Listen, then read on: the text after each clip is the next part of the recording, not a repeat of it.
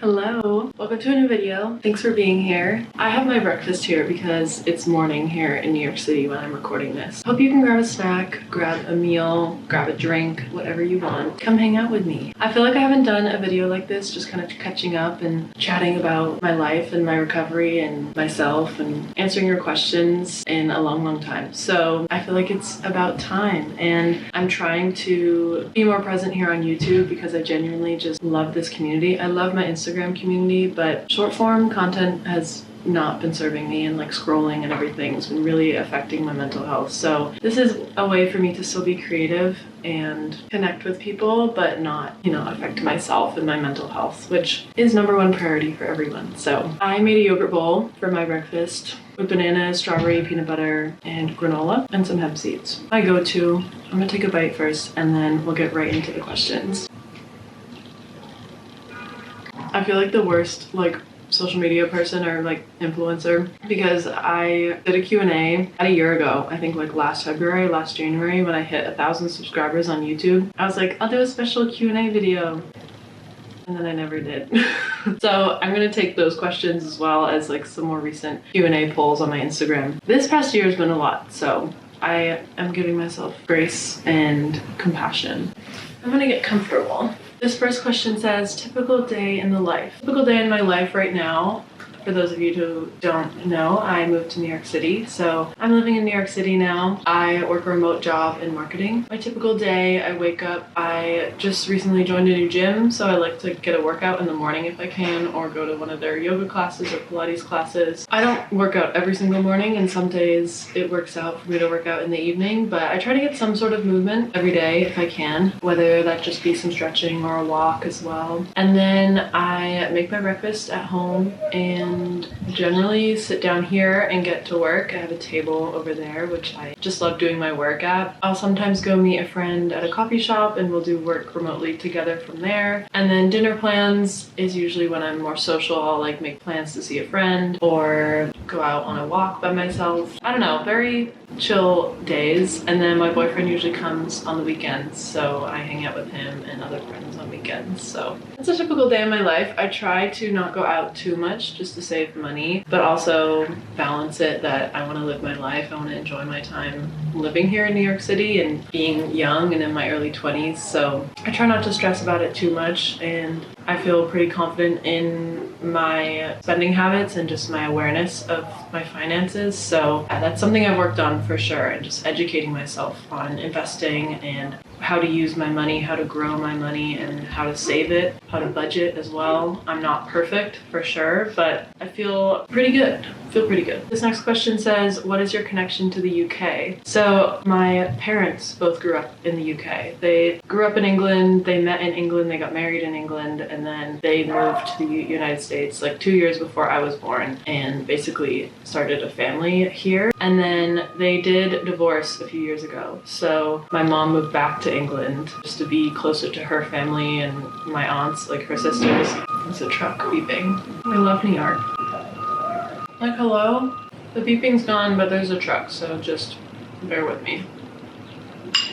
So basically, she moved back to the UK to be near family, and then my dad moved to the West Coast, to California. So they kind of went opposite directions, which was the best thing for them and the best thing for the marriage. It definitely disrupted my life, but I was also 21 years old, so it wasn't affecting my childhood, thank God, but it definitely just did ruffle up our family unit, which is something I've kind of had to work through, and having my boyfriend has really helped me just kind of process it, and it really shifted my mindset on love and relationships a lot. I feel like any child of divorced parents can relate. That is my connection to the UK. My parents were born there, so me and my brother have dual citizenship because of our parents being 100% British, which I'm very grateful for, and I do plan to live in London at some point and use my citizenship and also be near my family because I still have all my cousins, my aunts, and my grandfathers are still there. So I feel very connected to the UK and still plan to go at least once a year. I love going. I love this question. It says, how to be gentle with yourself. And I feel like that's something that I've definitely developed more, even just in the last 6 months since last summer. I have really started learning and understanding the piece of slowing down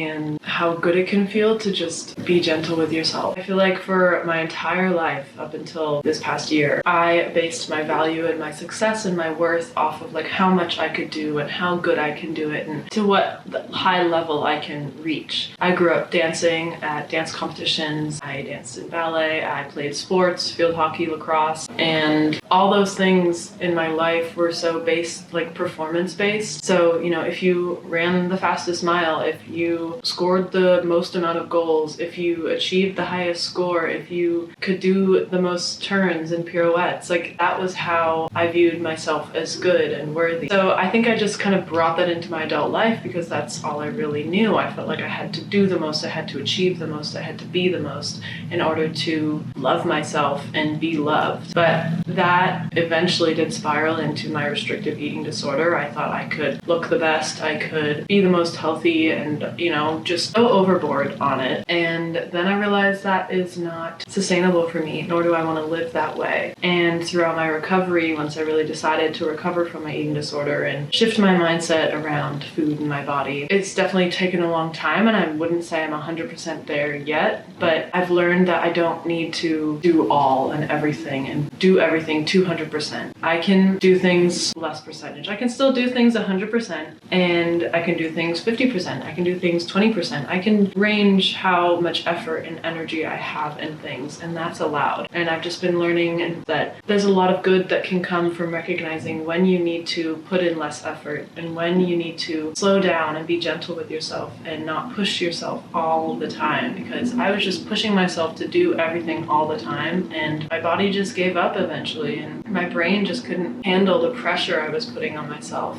So I'm still learning, but basically I've learned to be gentle with myself by doing the things that made me uncomfortable, which was being gentle with myself. I only felt comfortable and validated and valued when I was pushing myself to the max and to my limits. And so the idea of not doing that made me very anxious and uncomfortable. But doing those things, despite them feeling uncomfortable and not usual for me, that's how I've learned, oh, I can actually feel good from doing these things. I can actually feel good from not pushing myself all the time. And so that's how I've discovered it. And yes, it means you just have to take that leap and do the things that make you feel uncomfortable, but you may find out that you feel better in the long run. And that's how I've been feeling for sure. This next question says, would you say you still struggle with body dysmorphia? So I do plan to do a whole nother video like on my recovery journey and body image journey. So this Q&A, I kind of want to just make it more about myself and who I am with my recovery and outside my recovery. But so I'll touch a little bit more on that probably in that video. But I have struggled with body dysmorphia for many, many years, and definitely growing up dancing, I struggled with it very early on. And for context, body dysmorphia is just kind of not being able to recognize what you look like and kind of your brain making you perceive your body in different ways than what it actually is. And so for me, I would look in the mirror and see one girl, and then the next day I would look in the mirror and see a different girl. Even in shorter time between days, like between hours. Like I would wear something, I'd look at myself in the mirror, maybe think, I feel good, I feel confident. And then 2 hours later, I'd look in the mirror and see a whole different person and feel very negative and unconfident and just really down about myself. And that was just the craziest thing to me, because rationally, like obviously your body doesn't change within 2 hours. But in my brain, it was making so much sense that I had gained weight, I had lost weight, I looked different ways in my body within 2 hours. Like literally, I believed that that was the case. And it's just not the case.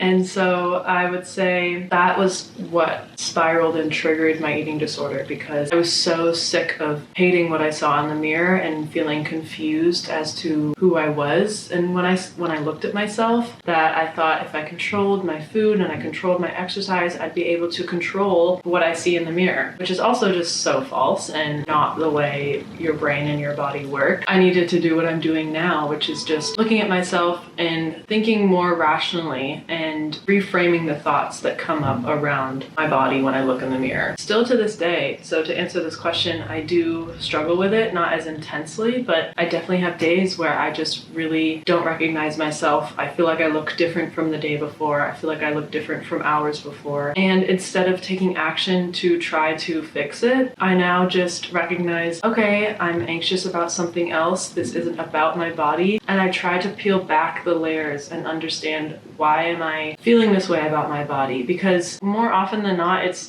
probably always, it's not about my body. I'm either stressed about something else, I'm stressed about something at work, something in my life is kind of making me feel anxious. Maybe I've had a tough conversation, or I felt uncomfortable in a social situation. And for me, in my brain, it will jump to, okay, something's wrong with your body, something's wrong with what you ate today, instead of, okay, I'm anxious about this situation. So yes, I do still struggle with it, but I'm able to recognize when that's happening in my brain now and take action accordingly, and not compensate for my food and compensate with exercise or anything like that. If anything, I just wear like more baggy clothes, and I try to take the focus away from my body. I'm very kind of sensitive in the sense that if I have tight clothes on my body, when I'm feeling a little bit uncomfortable, it'll just keep the attention on my skin and the way I feel. And that doesn't really help me personally. So I tend to just put on some comfy clothes and try to distract myself, but also journaling, having conversations, thinking through situation, and trying to find the underlying reason as to why I'm thinking this way and feeling this way, instead of just believing like the surface level body dysmorphia, I guess. This is kind of recovery related as well, but I just love this question. It says, what's something that used to be a big deal in your recovery initially that is now just part of your daily routine? A great example right now is this Greek yogurt bowl. Greek yogurt, like overall dairy, meat, gluten, all those food groups were things I was very fearful of. And I'm fortunate enough to just not have an intolerance to any of those things. I fully made myself believe that I was intolerant to those things. I convinced myself, my eating disorder convinced me that I just didn't like those types of foods. But a couple summers ago, I started eating Greek yogurt again, and that just kind of like spiraled positively into me trying a lot more of my fear foods. Once I kind of got over that big hump of like trying dairy products again and realizing like, oh, the world actually doesn't end when I eat yogurt. And then I realized, well, if I do feel good with this food, maybe I'm wrong in thinking that I'll feel bad about these other foods. And so it really just did trigger a positive spiral of trying all my fear foods. And so Greek yogurt is one that I literally have almost every single day, and it used to be the biggest fear food for me. And through eating Greek yogurt, I now love real dairy ice cream and real dairy desserts and cheese and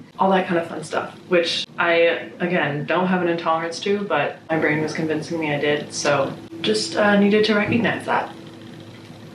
This one says, your advice on anxiety when it gets really bad. I think I've struggled with anxiety much longer than I was diagnosed with, and I feel like that's generally the case for most people. I didn't know what I was dealing with were symptoms of anxiety, like throughout middle school and high school. I only really got officially like diagnosed with anxiety disorder after I got diagnosed with my eating disorder, which was anorexia. So I feel like I didn't have coping mechanisms for a very long time, just because I wasn't aware that it was something that I was struggling with. I used to cry for hours over homework assignments, or if I felt like I couldn't get something on time, or if I got a bad grade, or if a teacher didn't like what I did, or if a friend didn't like what I did. I've just been a people pleaser for a very long time, and that's something I'm actively working on every single day now. But I didn't know to correct those thoughts and those actions when I was younger, so it kind of just built up this ball of anxiety. And my way of coping with that in college was just kind of trying to find something that I could control, because my anxiety made me feel like everything was out of my control. And when I was studying abroad, my freshman year, I studied abroad in Rome. I feel like I coped with my anxiety through drinking and just like alcohol, and I felt more confident. I wasn't overthinking things. I just felt more in the moment and loose and comfortable when I was drunk. And then when COVID hit, I didn't really have alcohol anymore, nor really wanted to engage in that anymore. So my way to cope with my anxiety and feel more in control again was controlling my food and my body and my weight, which later developed into my eating disorder. So now I really know that those things came from the anxiety I've been dealing with for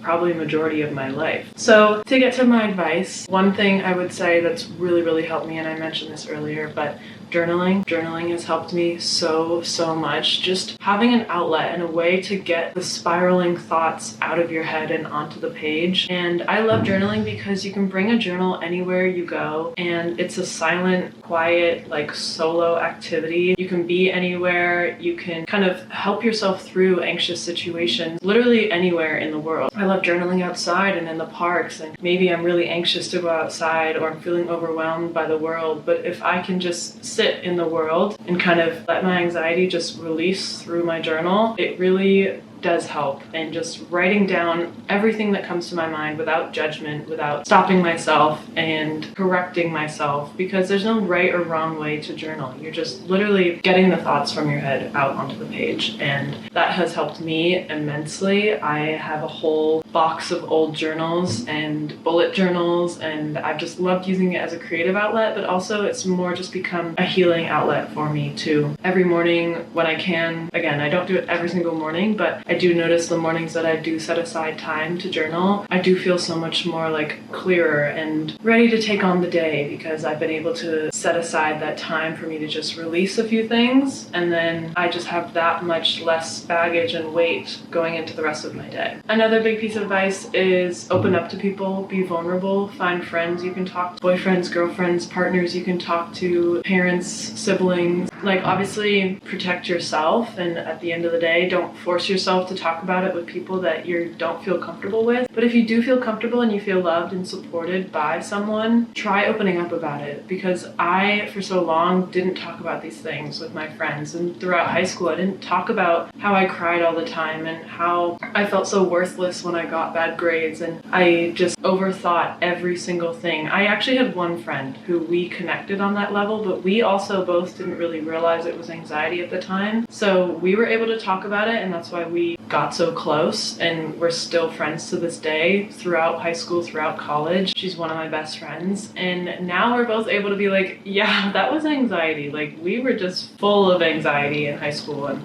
in college and everything. And I don't know, just being able to connect with someone like that, and you don't necessarily have to find someone who also has anxiety for it to feel healing to talk about it. But with my boyfriend, like, he experiences anxiety in very different ways, and he gets anxious about very different things. So if anything, us talking about it, we're able to help each other, because where he feels anxious, I don't. Where I feel anxious, he doesn't. So we're able to kind of balance each other out. I feel like that's just the magical thing of communicating and talking and being vulnerable and sharing your experiences, is that more often than not, it's gonna end up being a positive outcome from you talking about it, because you're gonna find someone who can help you through your journey and who wants to be there with you through your journey. So if you don't believe there are people out there who want to be with you through your journey, you're wrong. I know there's people out there who want to love and support you through your journey. It may just take you opening up a little bit more, which I know is easier said than done, and it's scary, but I've only found positive things from doing that. I'm gonna take a bite of my yogurt. This one says, what are your favorite snacks? And let me see. One of my favorites right now is honestly just dates with almond butter and chocolate chips. That has been one of my favorite snacks for the longest time. I also just tried the Jackson's chips with potato chips, so I really like those. Anything from Hugh Kitchen, they're chocolate covered nuts. They're really yummy. I love kind of any pita cracker with hummus, carrots and hummus. I also love cutting my apples and kind of making this like Greek yogurt almond butter dip. So you mix almond butter, Greek yogurt, and I usually add some cinnamon and then some granola as well. And I just like dip my apple slices in that. So good. I love bars as well. I don't buy a lot of protein bars just because they're very expensive, but I love the Go Macro bars, the Misfits bars. Trader Joe's has some really good ones. I like their coconut date bars. Honestly, I'm a big like nut girly, like chocolate covered nuts, cashews, almonds. Like, I always have loved those things. So any chocolate covered nut, roasted cashews, almonds, pistachios, love those. And then chocolate. I have the biggest sweet tooth, so like I'll literally just snack on like a bar of dark chocolate, some chocolate chips, anything like that. Granola as well. I'll also snack on that. This one's purely Elizabeth granola, which is my favorite personally. This next question says, how is moving to a new place making you feel? It's making me feel great. I honestly don't think I've been happier in a living space than I have been here. I think one, it's definitely because I live alone. I have loved my roommates in the past. Thank God I haven't had like a bad roommate situation. But I think just sharing a space and being the type A perfectionist that I am, it's sometimes been hard for me to have the space organized in a way that I wouldn't do, which saying out loud sounds really self-centered, and I don't know, I don't love that, but I think it's just part of my recovery has been understanding what works for me, what foods work for me, what, type of energy works for me, what type of conversations work for me. And when someone's in my space and maybe isn't aligning with those things all the time, it was really hard for me. And I think I would be at a better place now to deal with that. I don't know, I just love living alone. I don't get lonely. I have loved finding furniture that makes me feel good and that I love looking at and using.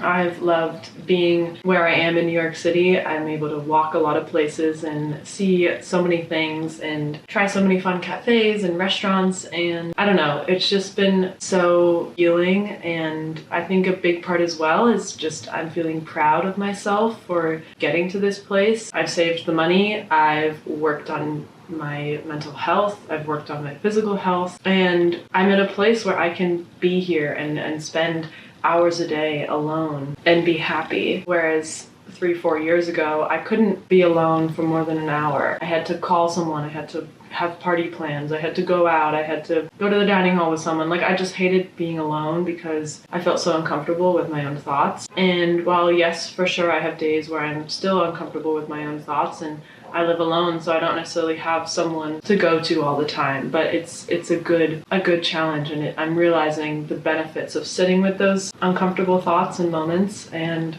journaling about them, calling someone about them, working through it myself. And I don't know, that's kind of getting to the mental side, but just the physical space, I love. I'm so happy here. I'm just very happy. I love it. I will do an apartment tour video coming soon. I hope coming soon. I really want to do one. I think that'd be so fun. I'm going to end with this one because it's very relevant to my life, but this one says how to balance work and health and life and fun, etc. That is something I've been on a journey and a process to figure out myself for the last year. My job beforehand, really, I struggled with finding a balance. I feel like I poured all my time and my energy into my work so that my content, my passions, my relationships just kind of fell to the side. And I was not happy about that. In the moment, I loved it, and I loved making money, I loved saving my money, I loved the people I worked with, and I loved being so invested and feeling a lot of purpose with my job. But after a while, I realized like so many other things had like dropped off without me even realizing. And I'm determined to never ever let that happen again. I want to be able to stay on top of the various tiers and sections of my life, I guess, and I want to know how I'm feeling about all of them and not let it just kind of fall to the wayside. So the way I've done that is honestly quitting that job and changing my lifestyle and realizing and believing that I have the power to make my life how I want it, and I don't have to live it for anyone else. Just because I'm working under someone or I have a boss doesn't mean I have to kind of give all of me to that, and nor should anyone. If you're working a job and it's kind of a more customer service or customer facing, or it could be like a corporate job, you should never give 100% of yourself to that job, because you are more than your work. You're someone after your working hours as well. You're a friend, you're a child, you're a sibling, you're a partner. Like, we as humans wear so many different hats, and I feel like boxing ourselves into wearing one of those hats all the time is just a really dangerous game. And I've done that in the past, and I just really want to, for the rest of my life, try to make sure that I can change those hats whenever I feel that I need to. Or maybe I don't always have control in how much I can wear one hat versus the other, but just know that I will always have the option to switch between. I just felt so boxed in, and I realized that was just my own limiting mindset. And once I have been working to shift my mindset and really truly believe that I don't have to live my life for anyone else, I don't have to live it a certain way just because that's what I see everyone else doing. I can live it in whatever way works for me and makes me happy. And even just shifting to that mindset and really starting to believe that has opened up ways for me to balance my work, life, health, everything in ways that I didn't even think were possible before, because I was just so stuck in that limiting mindset that I have to do this and pour all my energy into this and then, I'll figure out the rest. But the rest didn't get figured out. It just kind of fell down. My best advice is just to try to recognize if you're boxing yourself in and limiting yourself to only being able to live a certain way and do a certain thing, and realize that it's your life. And while there are so many things that are out of our control, there are a lot of things that are in our control, and we can decide how we react to situations. I was having a conversation with someone the other day who I work with, and he was saying, what was he saying? It was like event plus reaction equals outcome, which really resonated with me, because you can never really control the event. You can't control the things that happen to you and, the things that occur in the world, but you can control your reaction. And then those two things combined are the outcome. So in a way, you can kind of half control your outcome. But if you feel like you can't control either the event or the reaction, the outcome is also going to feel out of your control as well. So I think just leaning into that and realizing that I have full control how I react to situations and how I react to certain jobs, to friendships, to certain relationships, to certain living situations. And I feel like once I really dived into that and realized like I do have control over my reaction. I can't control the events, and trying to control the events is just going to make me feel worse, but I can control the reaction, so therefore I can somewhat control the outcome. And that's just helped me so much, because for so long I did feel so boxed in that I had to stay in Boston, I had to stay at my job. I don't know, it was comfortable. Then I realized I can react in whatever way I want, in whatever way makes me feel good, and that outcome will always feel out of control if I don't feel like I can control my reaction. So once I made that mindset shift, I was like, okay, well, I really want to move to New York. That's a reaction I can control and an outcome that I want. So how can I get there? And I got here, and then I realized the job wasn't for me as well. So I can't control the job, I can't control the event, but I can control my reaction. And that was leaving that job. And now therefore my outcome is a little bit more under my control as well. So it's just kind of like taking it step by step. Think small picture, because while it's good to have the big picture in mind and the big goals, it can be very, very overwhelming. And I catch myself feeling very overwhelmed. And once I'm overwhelmed, that's when that limiting mindset comes back in. So think small picture, maybe think day by day, think, a few days at a time. How can I really make sure that I make time for myself and I implement this balance? Because you do have the control to put that balance in, even if you don't